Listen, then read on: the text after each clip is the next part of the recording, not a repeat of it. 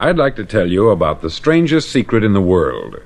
Not long ago, Albert Schweitzer, the great doctor and Nobel Prize winner, was being interviewed in London, and a reporter asked him, "Doctor, what's wrong with men today?" The great doctor was silent a moment, and then he said, "Men simply don't think." And it's about this that I want to talk with you. We live today in a golden age. This is an era that man has looked forward, dreamed of, and worked toward for thousands of years.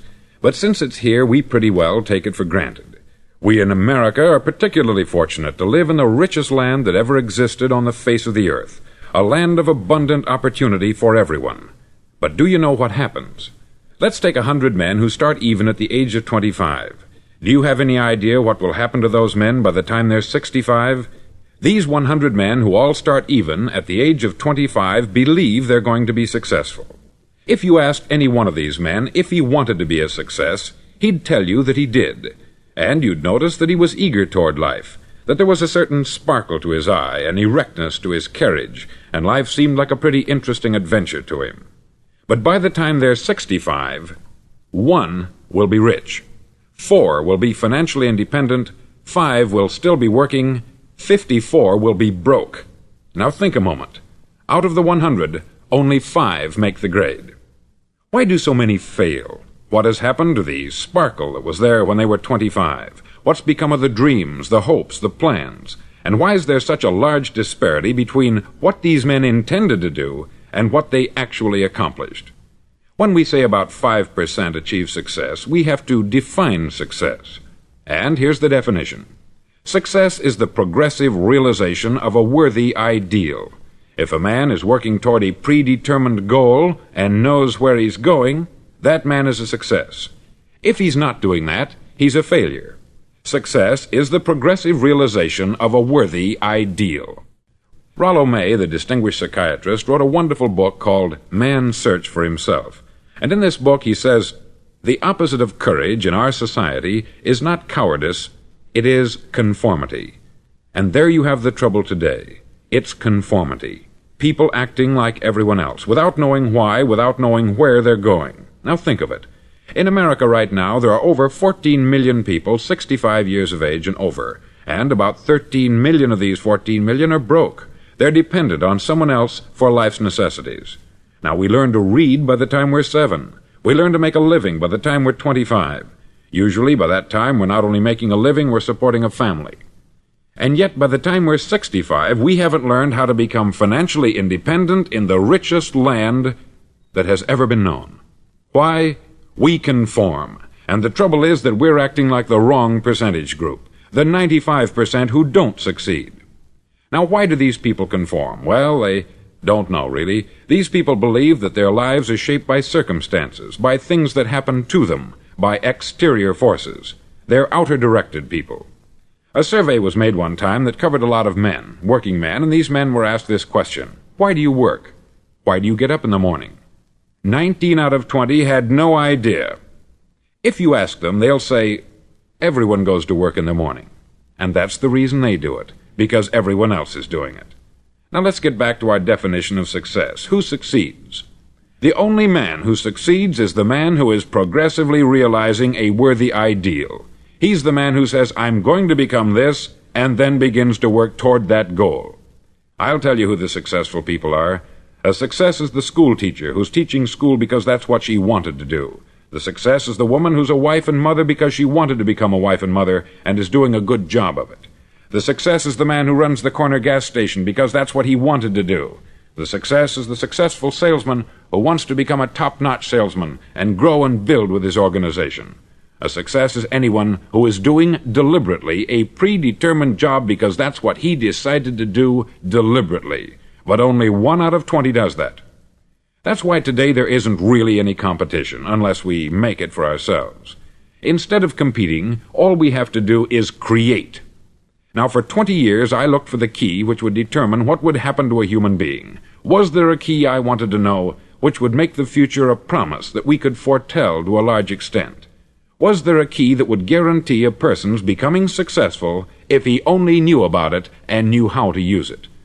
Well, there is such a key, and I've found it. Have you ever wondered why so many men work so hard and honestly without ever achieving anything in particular, and others don't seem to work hard and yet seem to get everything? They have the magic touch. You've heard them say that about someone. Everything he touches turns to gold. And have you ever noticed that a man who becomes successful tends to continue to become successful, and on the other hand, have you noticed how a man who is a failure tends to continue to fail? It's because of goals. Some of us have them, some don't. People with goals succeed because they know where they're going. Now think of a ship leaving a harbor, and think of it with the complete voyage mapped out and planned. The captain and crew know exactly where it's going and how long it will take. It has a definite goal. 9,999 times out of 10,000 it will get to where it started out to get. Now let's take another ship, just like the first, only let's not put a crew on it, or a captain at the helm. Let's give it no aiming point, no goal, no destination. We just start the engines and let it go. I think you'll agree with me that if it gets out of the harbor at all, it will either sink or wind up on some deserted beach a derelict. It can't go any place because it has no destination and no guidance. It's the same with a human being. Take the salesman, for example. There is no other person in the world today with the future of a good salesman. Selling is the world's highest paid profession, if we're good at it, and if we know where we're going. Every company needs top-notch salesmen, and they reward those men. The sky is the limit for them. But how many can you find? Someone once said, the human race is fixed, not to prevent the strong from winning, but to prevent the weak from losing. The American economy today can be likened to a convoy in time of war. The entire economy is slowed down to protect its weakest link, just as the convoy had to go at the speed that would permit its slowest vessel to remain in formation. That's why it's so easy to make a living today. It takes no particular brains or talent to make a living and support a family today, so we have a plateau of so-called security, if that's what a person's looking for.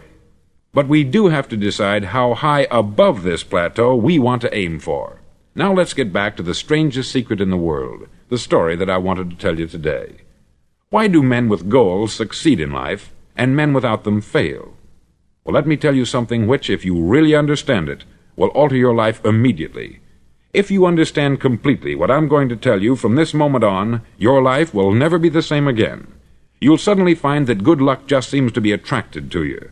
The things you want just seem to fall in line. And from now on, you won't have the problems, the worries, the gnawing lump of anxiety that perhaps you've experienced before. Doubt, fear, well, they'll be things of the past. Here's the key to success, and the key to failure. We become what we think about. Now let me say that again. We become what we think about. Throughout all history, the great wise men and teachers, philosophers and prophets have disagreed with one another on many different things. It is only on this one point that they are in complete and unanimous agreement. Listen to what Marcus Aurelius, the great Roman emperor, said. He said, "A man's life is what his thoughts make of it." Disraeli said this, "Everything comes if a man will only wait. I have brought myself by long meditation to the conviction that a human being with a settled purpose must accomplish it, and that nothing can resist a will that will stake even existence for its fulfillment." Ralph Waldo Emerson said this, "A man is what he thinks about all day long." William James said, "The greatest discovery of my generation is that human beings can alter their lives by altering their attitudes of mind." And he also said, "We need only in cold blood act as if the thing in question were real, and it will become infallibly real by growing into such a connection with our life that it will become real. It will become so knit with habit and emotion that our interest in it will be those which characterize belief." He also said this, "If you only care enough for a result, you will almost certainly attain it. If you wish to be rich, you will be rich. If you wish to be learned, you will be learned. If you wish to be good, you will be good. Only you must then really wish these things, and wish them exclusively, and not wish at the same time 100 other incompatible things just as strongly." In the Bible you read, in Mark 9:23, "If thou canst believe, all things are possible to him that believeth." Dr. Norman Vincent Peale said this, "This is one of the greatest laws in the universe. Fervently do I wish I had discovered it as a very young man. It dawned upon me much later in life, and I've found it to be one of the greatest, if not my greatest discovery, outside of my relationship to God. And the great law, briefly and simply stated, is that if you think in negative terms, you'll get negative results. If you think in positive terms, you will achieve positive results. That is the simple fact which is at the basis of an astonishing law of prosperity and success. In 3 words, believe and succeed. William Shakespeare put it this way: "Our doubts are traitors, and make us lose the good we oft might win, by fearing to attempt." George Bernard Shaw said, "People are always blaming their circumstances for what they are. I don't believe in circumstances. The people who get on in this world are the people who get up and look for the circumstances they want, and if they can't find them, make them." Well, it's pretty apparent, isn't it? And every person who discovered this for a while believed that he was the first one to work it out. We become what we think about. Now, it stands to reason that a person who's thinking about a concrete and worthwhile goal is going to reach it, because that's what he's thinking about. And we become what we think about. Conversely, the man who has no goal, who doesn't know where he's going, and whose thoughts must therefore be thoughts of confusion and anxiety and fear and worry, becomes what he thinks about. His life becomes one of frustration, fear, anxiety, and worry. And if he thinks about nothing, he becomes nothing. Now, how does it work? Why do we become what we think about? Well, I'll tell you how it works as far as we know. Now, to do this, I want to tell you about a situation that parallels the human mind. Suppose a farmer has some land, and it's good, fertile land. Now, the land gives the farmer a choice. He may plant in that land whatever he chooses. The land doesn't care. It's up to the farmer to make the decision. Now, remember, we're comparing the human mind with the land, because the mind, like the land, doesn't care what you plant in it. It will return what you plant, but it doesn't care what you plant. Now, let's say that the farmer has 2 seeds in his hand. One is a seed of corn, the other is nightshade, a deadly poison. He digs 2 little holes in the earth, and he plants both seeds, one corn, the other nightshade. He covers up the holes, waters, and takes care of the land, and what will happen? Invariably, the land will return what is planted. As it's written in the Bible, "As ye sow, so shall ye reap." Remember, the land doesn't care. It will return poison in just as wonderful abundance as it will corn. So up come the 2 plants, one corn, one poison. Now, the human mind is far more fertile, far more incredible and mysterious than the land, but it works the same way. It doesn't care what we plant. Success, failure. A concrete, worthwhile goal, or confusion, misunderstanding, fear, anxiety, and so on. But what we plant, it will return to us. You see, the human mind is the last great unexplored continent on the earth. It contains riches beyond our wildest dreams. It will return anything we want to plant. Now, you might say, well, if that's true, why don't people use their minds more? Well, I think they've figured out an answer to that, too. Our mind comes as standard equipment at birth. It's free, and things that are given to us for nothing we place little value on. Things that we pay money for, we value. The paradox is that exactly the reverse is true. Everything that's really worthwhile in life came to us free. Our mind, our soul, our body, our hopes, our dreams, our ambitions, our intelligence, our love of family and children and friends.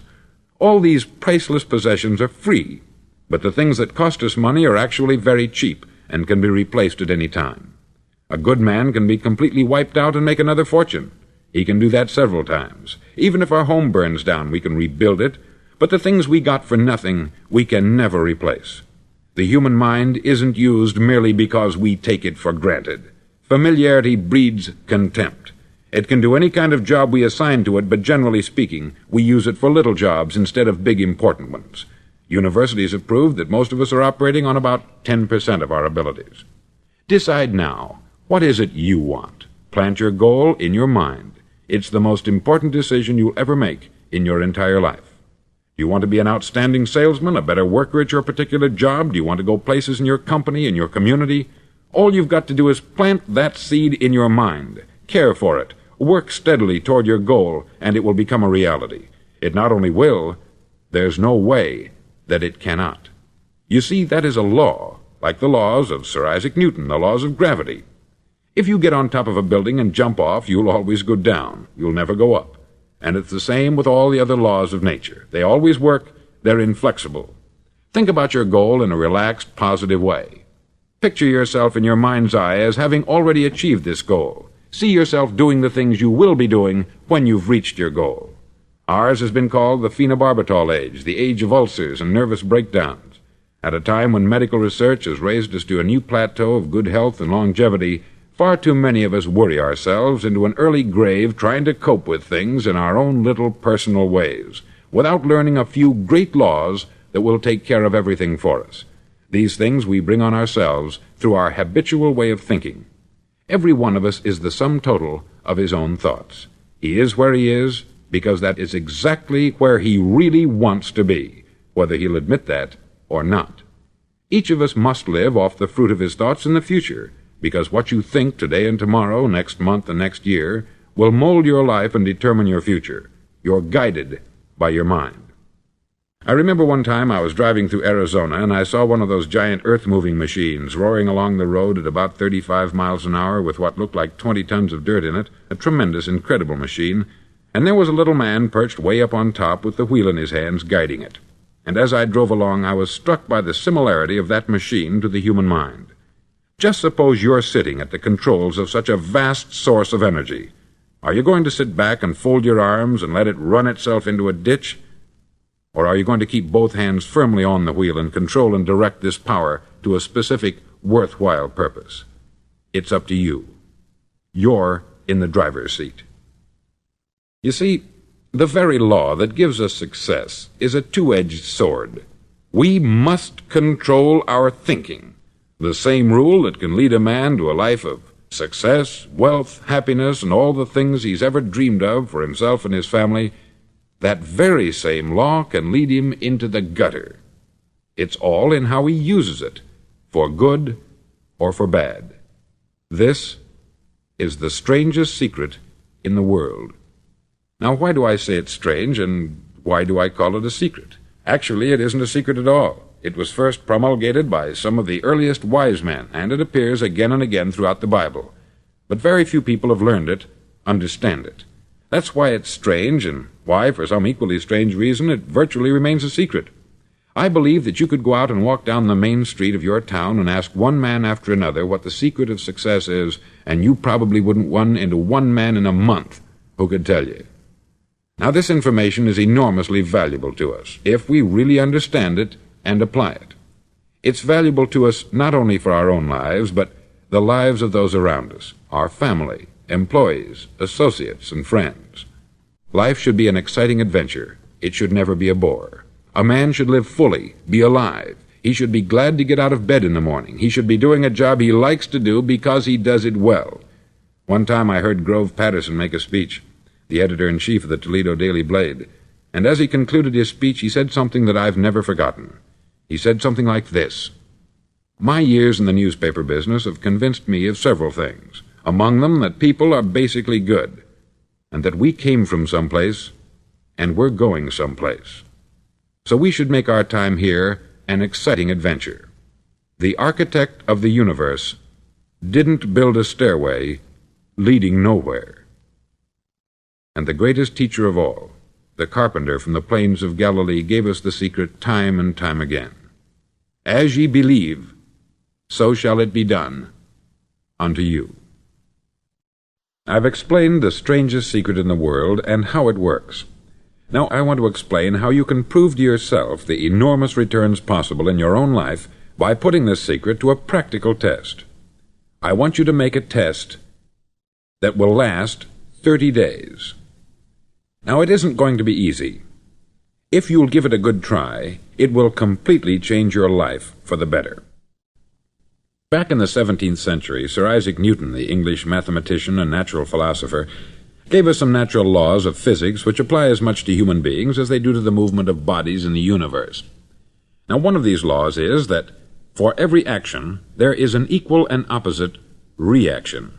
Simply stated, as it applies to you and me, it means we can achieve nothing without paying the price.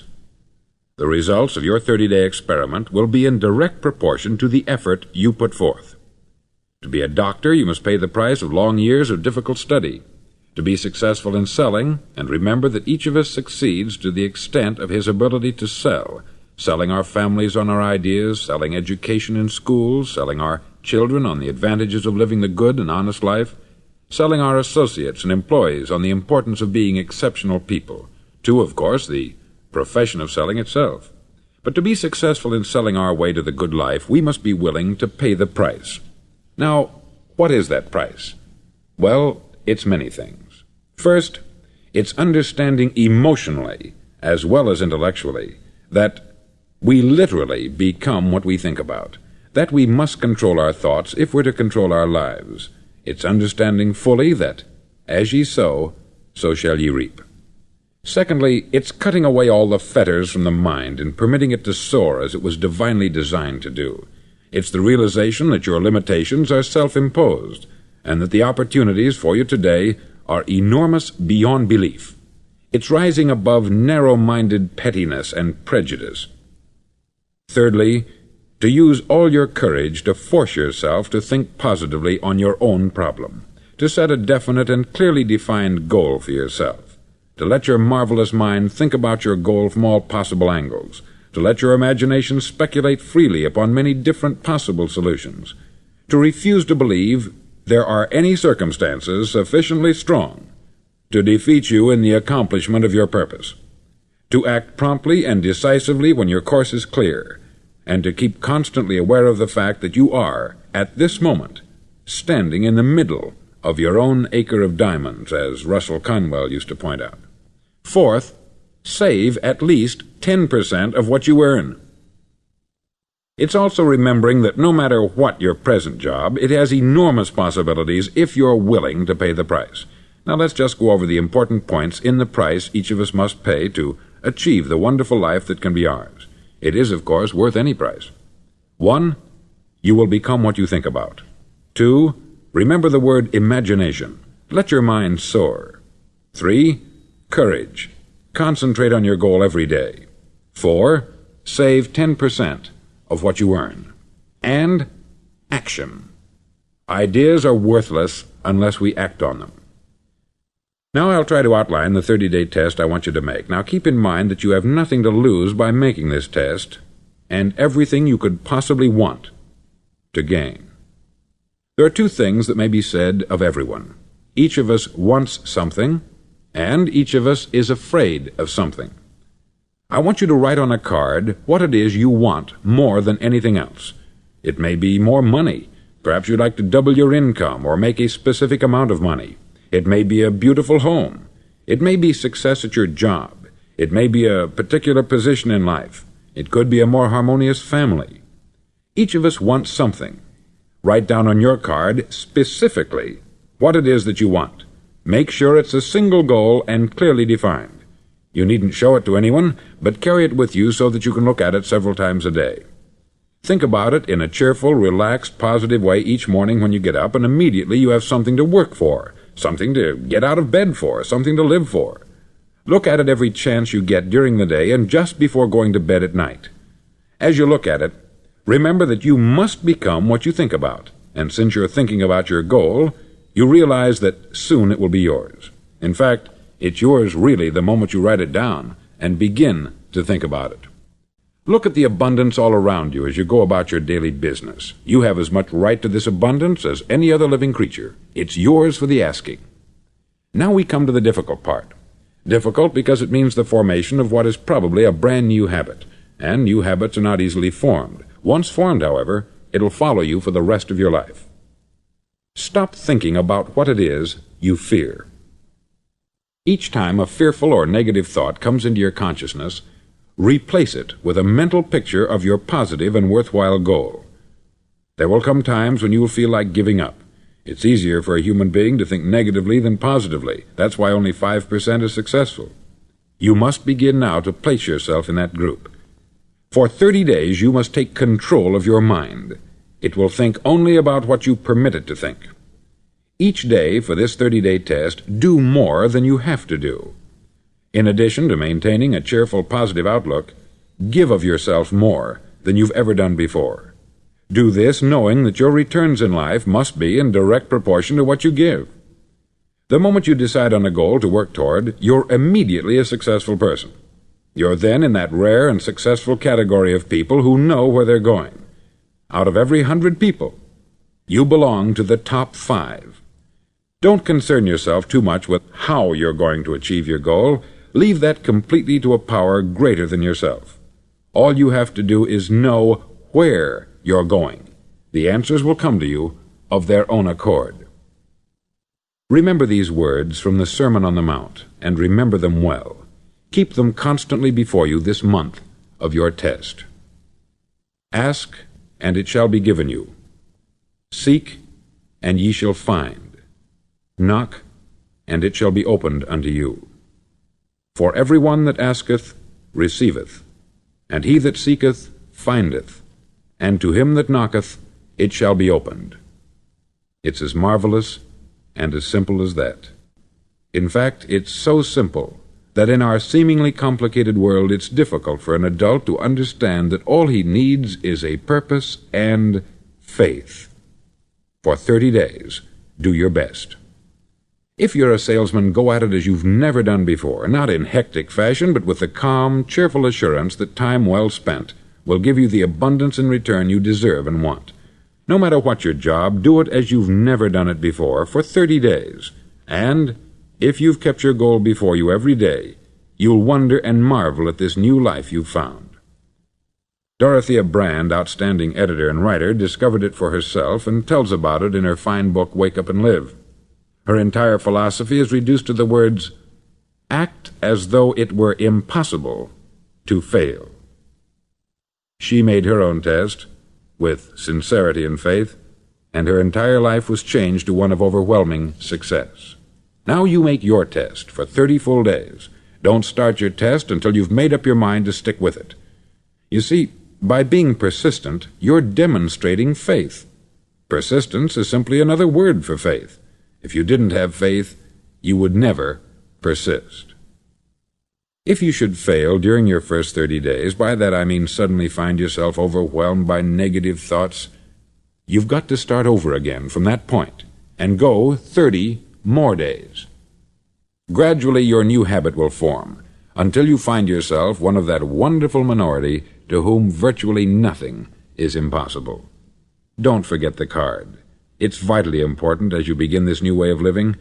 On one side of the card, write your goal, whatever it may be.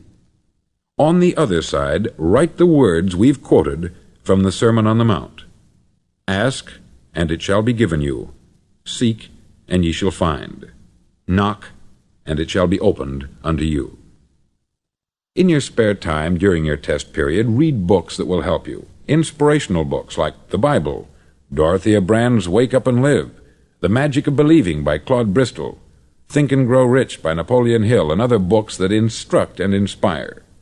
Nothing great was ever accomplished without inspiration.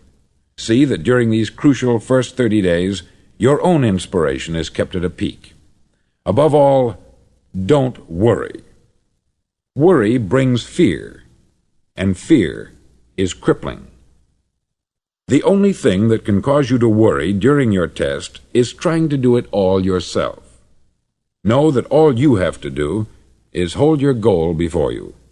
Everything else will take care of itself. Remember also to keep calm and cheerful.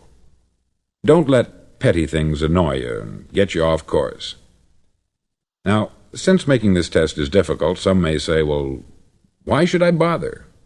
Well, look at the alternative. No one wants to be a failure.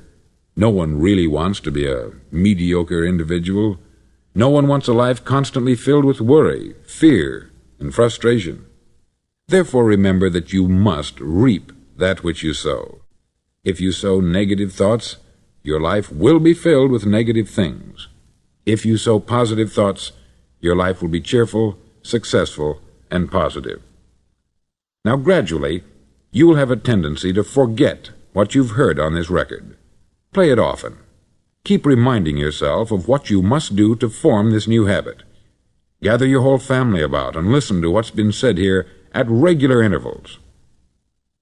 You know, most men will tell you that they want to make money without understanding the law. The only people who make money work in the mint. The rest of us must earn money. This is what causes those who keep looking for something for nothing or a free ride to fail in life. The only way to earn money is by providing people with services or products which are needed and useful. We exchange our product or service for the other man's money. Therefore, the law is that our financial return will be in direct proportion to our service. Success is not the result of making money. Making money is the result of success, and success is in direct proportion to our service. Most people have this law backwards. They believe that you're successful if you earn a lot of money. The truth is that you can only earn money after you're successful. It's like the story of the man who sat in front of the stove and said to it, "Give me heat, and then I'll add the wood." How many men and women do you know, or do you suppose there are today, who take the same attitude toward life? There are millions. We've got to put the fuel in before we can expect heat. Likewise, we've got to be of service first before we can expect money.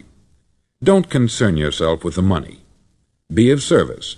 Build, work, dream, create. Do this, and you'll find there's no limit to the prosperity and abundance that will come to you. Prosperity is founded upon a law of mutual exchange. Any person who contributes to prosperity must prosper in turn himself. Sometimes the return will not come from those you serve, but it must come to you from someplace, for that is the law. For every action, there is an equal and opposite reaction. As you go daily through your 30-day test period, remember that your success will always be measured by the quality and quantity of service you render, and money is a yardstick for measuring this service. No man can get rich himself unless he enriches others. There are no exceptions to a law. You can drive down any street in America and from your car estimate the service that's being rendered by the people living on that street. Had you ever thought of this yardstick before? It's interesting. Some, like ministers and priests and other devoted people, measure their returns in the realm of the spiritual, but again, their returns are equal to their service. Once this law is fully understood, any thinking person can tell his own fortune. If he wants more, he must be of more service to those from whom he receives his return. If he wants less, he has only to reduce this service.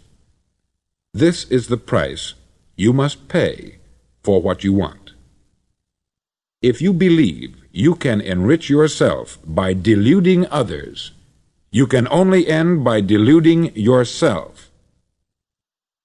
It may take some time, but just as surely as you breathe, you'll get back what you put out.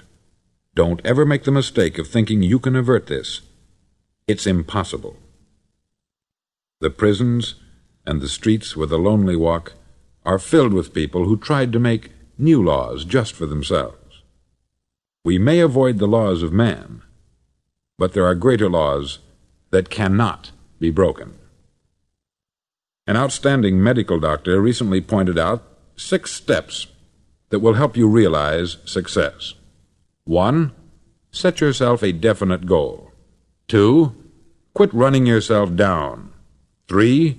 Stop thinking of all the reasons why you cannot be successful, and instead think of all the reasons why you can.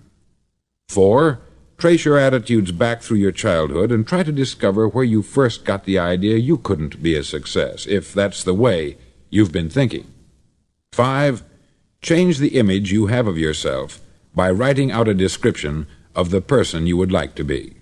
And 6. Act the part of the successful person you have decided to become. The doctor who wrote those words is a noted West Coast psychiatrist, David Harold Fink, M.D. Do what all experts since the dawn of recorded history have told you you must do. Pay the price by becoming the person you want to become. It's not nearly as difficult as living unsuccessfully. Make your 30-day test. Then repeat it. Then repeat it again.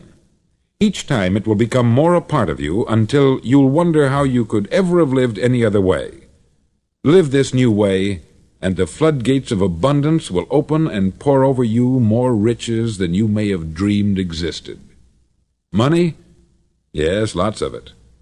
But what's more important, you'll have peace. You'll be in that wonderful minority who lead calm, cheerful, successful lives. Start today. You have nothing to lose, but you have a life